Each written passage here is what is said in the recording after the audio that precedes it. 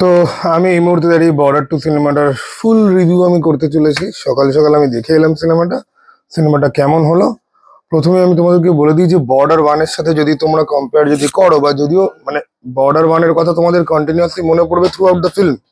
বিভিন্ন রকম ছোট ছোট সিনের হোমাজ থেকে শুরু করে types and treatments, and border ওয়ানের কথা তোমাদের আরো বেশি করে কেন মনে পড়বে বর্ডার টু সিনেমাটা দেখার সময়, বিকজ যে কি ছিল আর কি হলো, ঠিক আছে। এবার আমাকে যদি খুব ডিপ্লোম্যাটিক্যালি বলতে যদি হয়, তাহলে বর্ডার টু বর্ডার ওয়ানের যোগ্যতাতে কোনোদিন গিয়ে পৌঁছাবে না, ওই জায়গায় কোনোদিন গিয়ে আসবে না। বর্ডার টু ইটসেলফ কি নিজে মোটামুটি একটা ভালো সিনেমা হয়ে থাকতে কি পারে। এই যে মোটামুটি ভালো সিনেমা হয়ে থাকতে পারে, এটা যে আমি বলছি, এটা আমি যথেষ্ট ডিপ্লোম্যাটিক্যালি এবং নিজের ইচ্ছার কাইন্ড অফ বিরুদ্ধে গিয়ে আমি বলছি। তার দুটো কারণ রয়েছে। প্রথম কারণ হচ্ছে কি, যে গালাগাল প্রচুর খাবো এই সিনেমাটাকে, তো আউটরাইট ডিসমিসিভ ওয়েতে বাজে যদি বলি।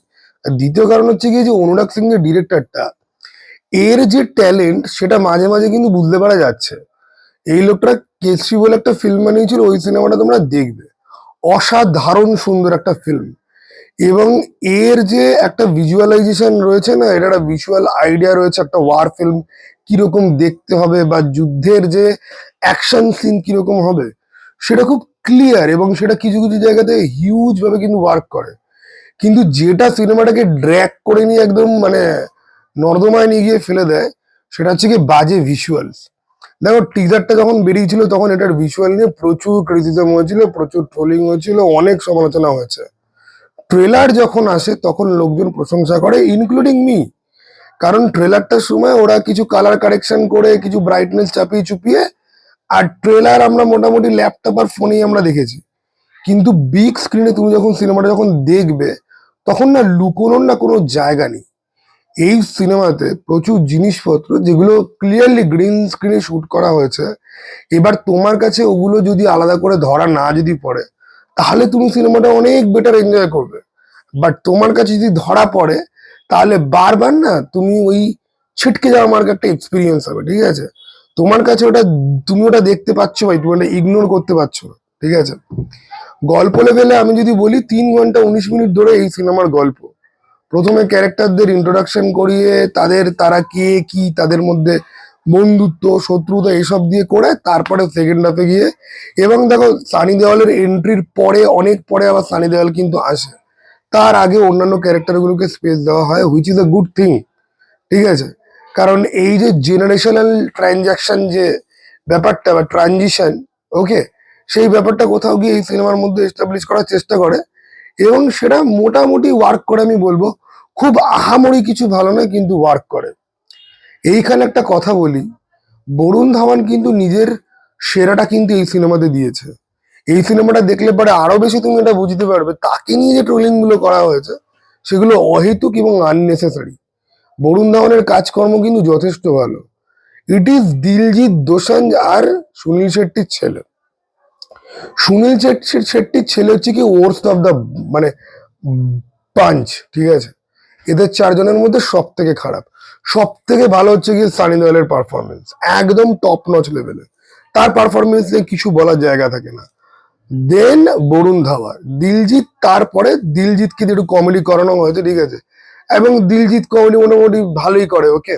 আমি দিলজিৎ দোসাঞ্জের প্রচুর সিনেমা দেখেছি, ওরকম ব্যাপার নয়। এবং তারপরেও সে হচ্ছে কি আহান শেট্টি। কিন্তু যাদেরকে তুমি একদম সিরিয়াসলি নিতে পারবে না, সেটা হচ্ছে গিয়ে নায়িকারা।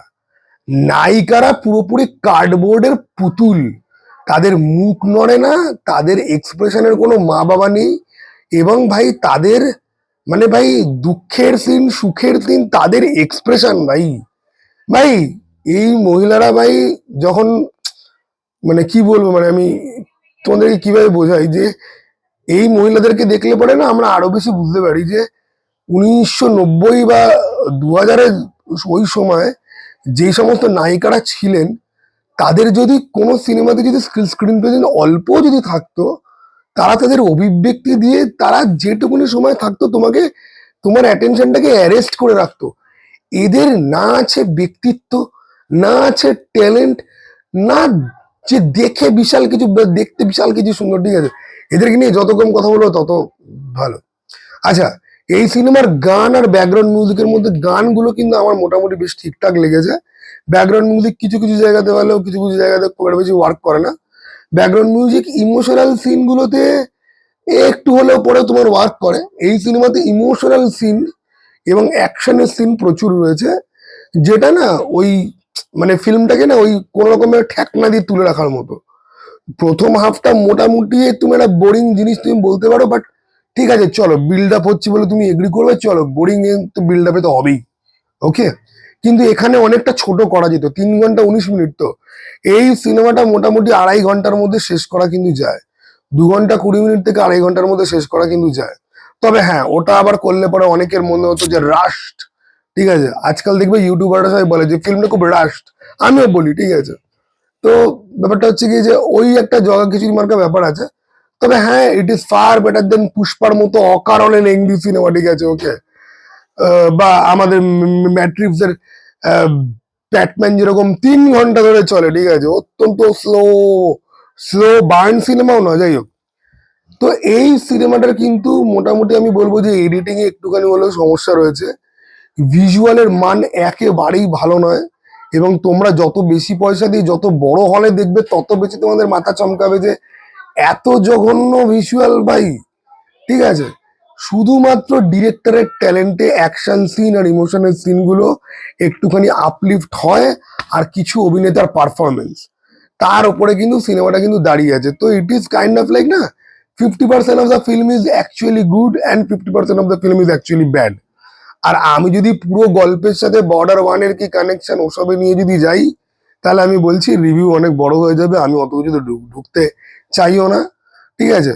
আমি খালি বলবো যে ভাই, এই সিনেমাটা কিন্তু খুব একটা ভালো সিনেমা কিন্তু নয়, ঠিক আছে। সিনেমাটা 10-6 কি 10-5 পাওয়ার মতো একটা সিনেমা, যদিও নাম্বারিং সিস্টেমে আমি বিশ্বাস করি না একেবারেই।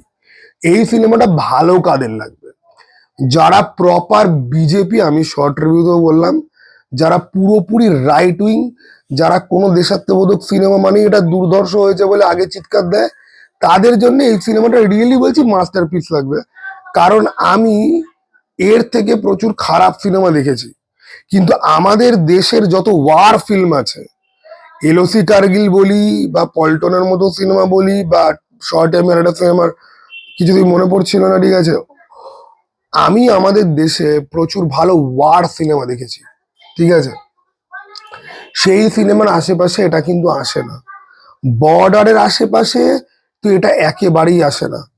এটা ভুজ আর তেজসের ক্যাটাগরিতে গিয়ে পড়তো, ঠিক আছে। অজয় দেবগন সঞ্জয় দত্তের ভুজ আর কঙ্গনা রানাউতের তেজসের ক্যাটাগরিতে গিয়ে পড়তো।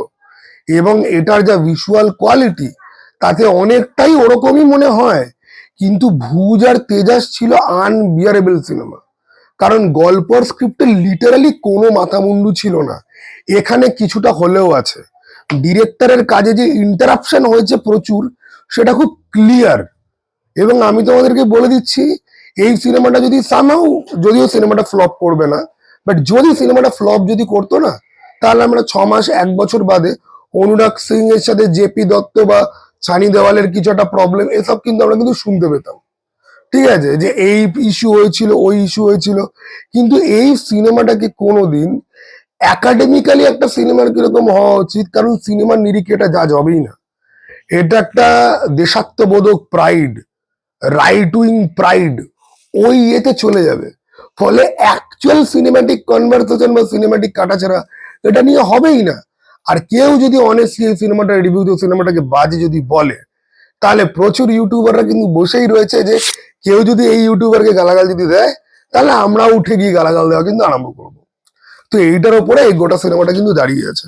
ফলে এবার তুমি কোন ধরনের অডিয়েন্স, খুব যারা প্রো অডিয়েন্স তাদের এই সিনেমা একেবারেই পোষাবে না, কি যারা খুব হাইলি ইমোশনাল তাদের জন্য এই সিনেমাটা মাঝ বরাবর ওয়ার্ক করতে পারে, যেরকম আমার করেছে।